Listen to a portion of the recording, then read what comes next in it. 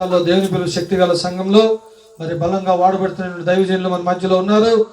మరి ప్రేమరాజయ్య గారు కూడా మన మధ్యలో ఉన్నారు. కాబట్టి ప్రభునందు ప్రియులని ముగిస్తున్నాను. కాబట్టి ఇంకో ప్రసంగాన్ని కూడా మీరు అందరూ సంపూర్ణంగా మరి వినాల్సిందిగా దేవుని పేట మనం చేస్తూ దేవుడి చిన్న వాక్యం దీవించును గాక. ఆమేన్ ఆమేన్.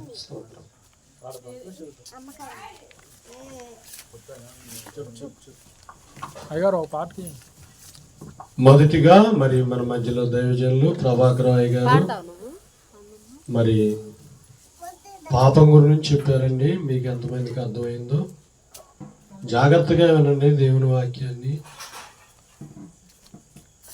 రెండో వర్తమానంగా స్థానిక గ్రామంలో సేవ చేస్తున్న దైవజనులు సుధాకర్ రాయ్ గారు ఉన్నారు. వారు ఈ గ్రామంలో ఎన్నో సంవత్సరాల నుంచి పరిచర్య చేస్తూ ఉన్నారు. అయితే దేవుని బిడ్డలారా, వారు ఎవరు వచ్చినా రాకపోయినా విశ్వాసం కలిగి దేవుని మందిరాన్ని కట్టుకుంటూ కుటుంబాన్ని పోషించుకుంటూ ఏ పనికి వెళ్లకుండా ఏకాంతం వెళ్ళి ప్రార్థన చేసుకుంటూ కొన్ని ఆత్మలైనా రక్షించాలి, కొంతమందినైనా నరకానికి వెళ్లకుండా పరలోక రాజ్యం వైపు నడిపించాలి అన్న వారి యొక్క తపన చాలా గొప్పదండి. దేవుడు రానున్న కాలంలో ముందు ముందు రోజుల్లో ఈ మందిరానికి స్లాబ్ వేసి మందిర ప్రతిష్ఠ జరిగి కొన్ని కుటుంబాలు ఈ మందిరంలోకి నూతనంగా రావాలని నేను ఆశిస్తూ ఉన్నాను. స్థానిక దైవజనులు సుధాకర్ రాయ్ గారు కొద్ది నిమిషాలు దేవుని వాక్యాన్ని మీతో పంచుకుంటారు. శ్రద్ధగా వినాలని ప్రభు పేట మనం చేస్తూ ప్రేమపూర్వకంగా ఈ సమయాన్ని సుధాకర్ రాయ్ గారికి అప్పగిస్తున్నాను. తర్వాత ఆనంది ఒక చిన్న పాట సిద్ధపడాలని ప్రభు పేట మనం చేస్తున్నాను ప్రసంగం తర్వాత.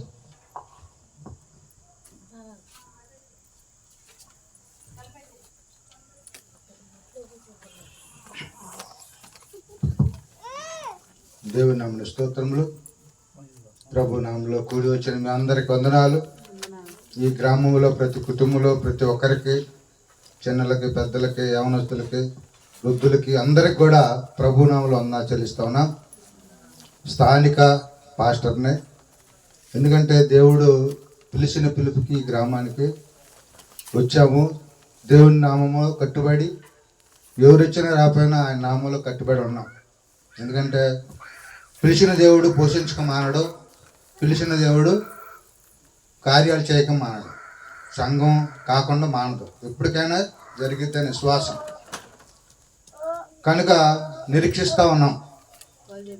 ప్రియా సహోదరి సహోదరులరా, కొద్ది నిమిషాలు వాక్యాన్ని ధ్యానించుకుందాం. ఎందుకంటే వాక్యం చెప్పక చానాలైంది, మందిరం లేకపోవటం వల్ల ఈ గ్రామానికి వాక్యం చెప్పక చానాలైంది. ఎందుకంటే మేము మా కుటుంబంలోనే పెట్టుకుంటున్నాం. ఎందుకంటే మందిరం లేదు కదా, మైక్ లేదు, ఇంట్లోనే ప్రార్థన జరుపుకుంటా ఉన్నాం. కనుక ఈ దినము సమయం వచ్చింది కాబట్టి కొన్ని మాటలు ధ్యానించుకుందామని ఆశ. ప్రియమైన సహోదర సహోదరులరా, ప్రతి ఒక్కరు కూడా వాక్యాన్ని బాగా జాగ్రత్తగా గమనించాలి. ఎందుకంటే ఇది బాప్టిజం ఇచ్చే సంఘం కాదు. బాప్టిజం ఇస్తే నేను చాలామందిని కట్టుకునేవాడిని, చాలామందిని సంఘాన్ని చేసుకునేవాడిని. ఎందుకంటే బాప్టిజం వల్ల మనుషుడు మారదు బాప్టిజం తీసుకుంటారు కానీ విశ్వాసంతో. కానీ మనిషి జీవితం ఎన్నాళ్ళున్నా మారదు. బాప్టిజం తీసుకున్న కొన్నాళ్ళు మాత్రం ప్రార్థనలో విశ్వాసంగా గడుపుతారు.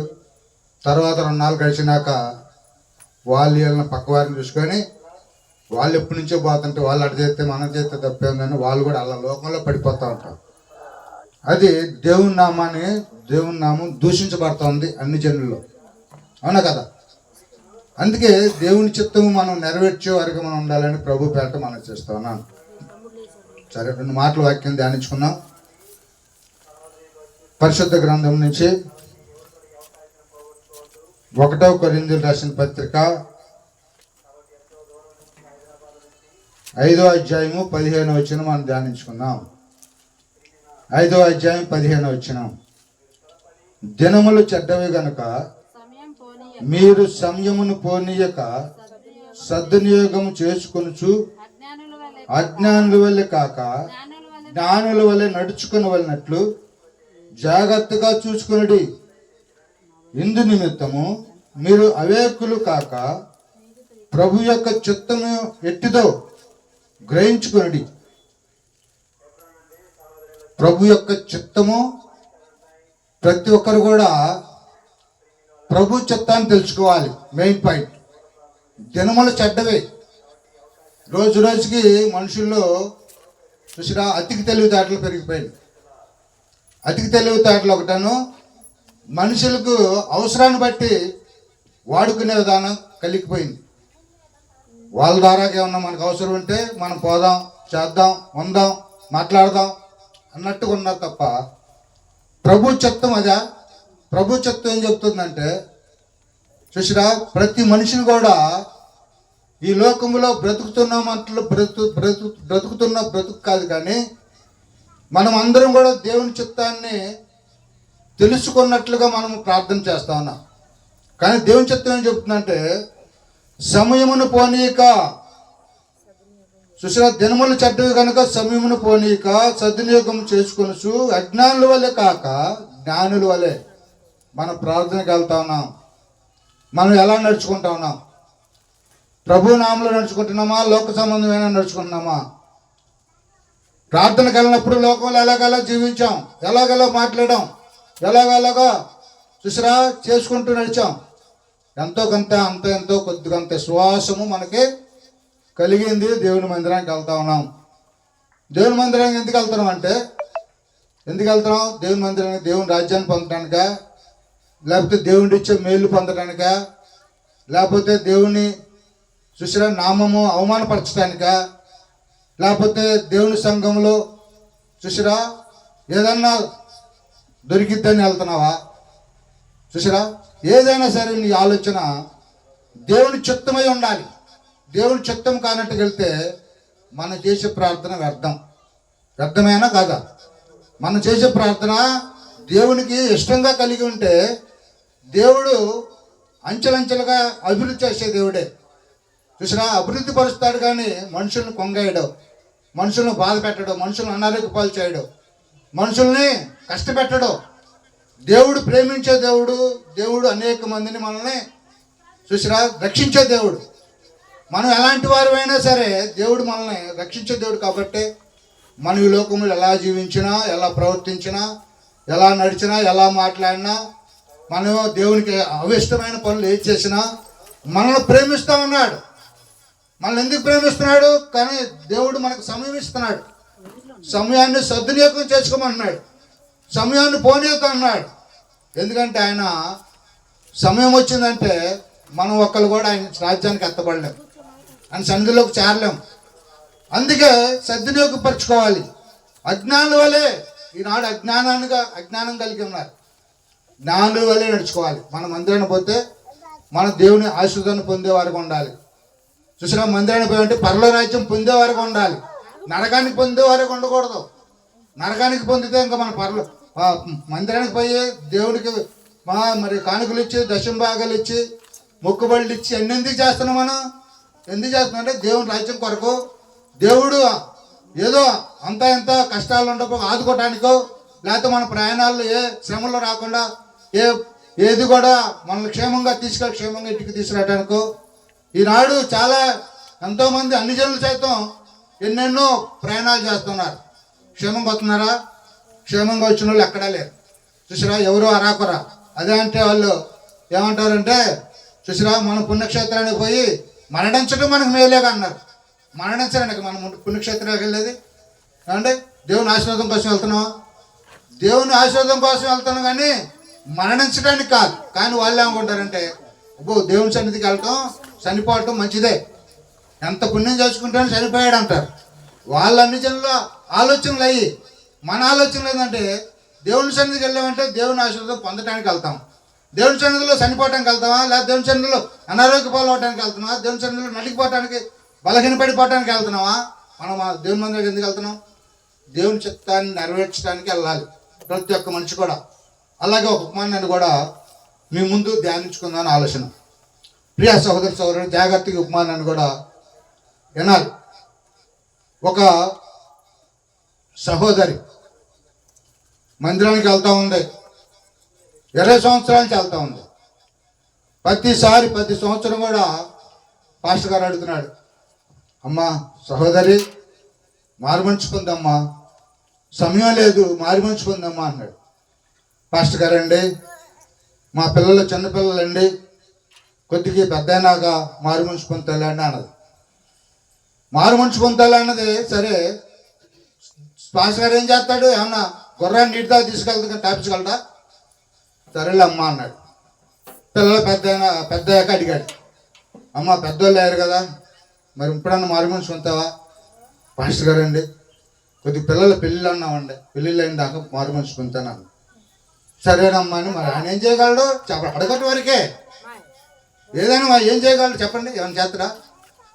ఒక మనిషికి మనం పాస్టర్ గారు ఉంది, ఎందుకంటే ప్రేమతో ఒక మనిషి నరకానికి వెళ్ళడానికి, చనిపోవడానికి ఇష్టపడ్డాం, ఒక మనిషి రక్షించడానికి, ఒక మనిషిని పరలోక రాజ్యం తీసుకోవడానికి పాస్టర్ గారు తప్పన. ఆమె ఏం చెప్పింది, పెద్ద అయినాక పొందుతానంటే, పెద్ద అయినాక అడిగితే మళ్ళీ పెళ్ళి అయినాక పొందుతాలే అన్నాను. సరే పెళ్ళి అయినాక కూడా అడిగాడు. పెళ్ళి అయినాక కూడా అయ్యా కొద్దిగా పిల్లలు పుట్టిందాకా, పెళ్ళి అయింది ఇప్పుడేగా, కొద్ది పిల్లలు పుట్టిందాకా కొద్దిగా ఆగాయా. సరే ఆగి పిల్లలు పుట్టారు. అమ్మ ఇప్పుడైనా పొందుతావా? ఈ లోపల పొందే లోపల ఆమె చనిపోయింది. అంటే పిల్లలు పుట్టే లోపల ఆమె చనిపోయింది. చనిపోయినాక ఏం చేసింది, ఇంకేం జరిగింది చెప్పండి? చనిపోయినాక యాడికి వెళ్ళిద్దా? పరలోకరాజ్యం వెళ్ళిద్దా, నరకం వెళ్ళిద్దా? ఏమండి? సరే అలాగే చూసారా, పెళ్ళైన తర్వాత అన్నది చనిపోయింది. దేవుడు అన్నాడు, ఏమన్నాడంటే ప్రభు కల్పించి, సహోదరి పరలోక చనిపోయినాక ఎక్కడికి వెళ్తారు? ప్రభు దగ్గరికి వెళ్తానని అందరూ అనుకుంటా ఉంటాం. అంటే అక్కడ తీర్పు ఉందన్నమాట. మంచివారి చెడ్డవారికి తీర్పు ఉంది. లేకపోతే మంచివారి చెడ్డవారికి ఏ దారి ఆ దారిని వెళ్ళాలి.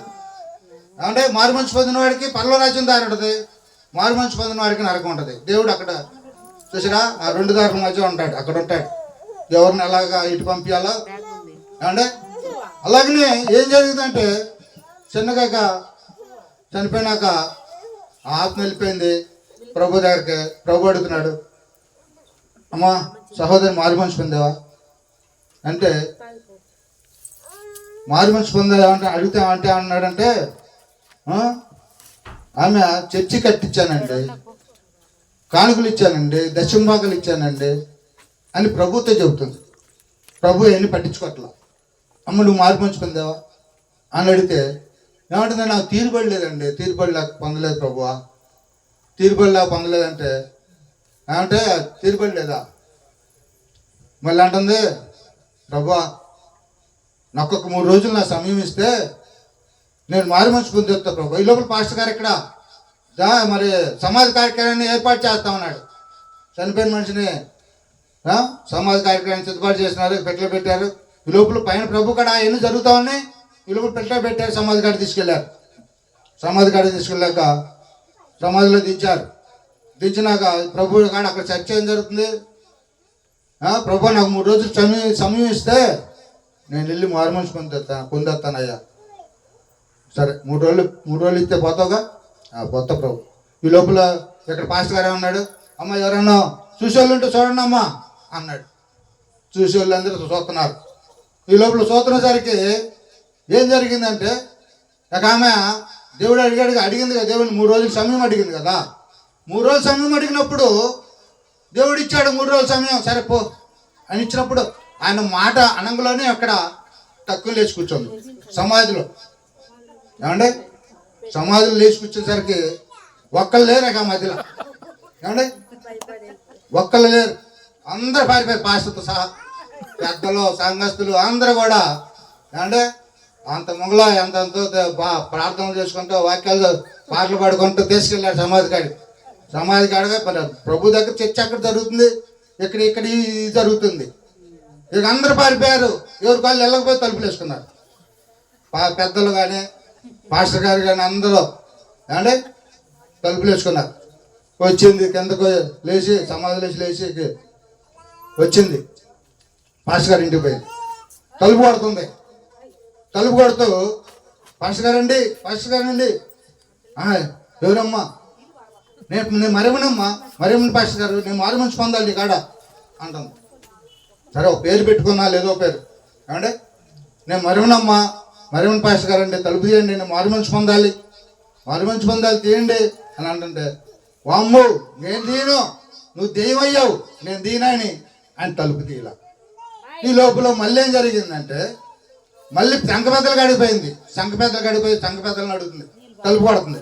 అమ్మమ్మ మేమేం చేయలేం, అదంతా పాస్టర్ గారే తప్ప మా వాళ్ళు కాదు, నువ్వు దెయ్యాన్ని మేము బయటికి రాం అని వాళ్ళు తీయాల. ఈ లోపల అడిపోయి అడితిరిగి 3 రోజులు అయిపోయింది అక్కడే. ఏమంటే 3 రోజులు అయిపోయింది.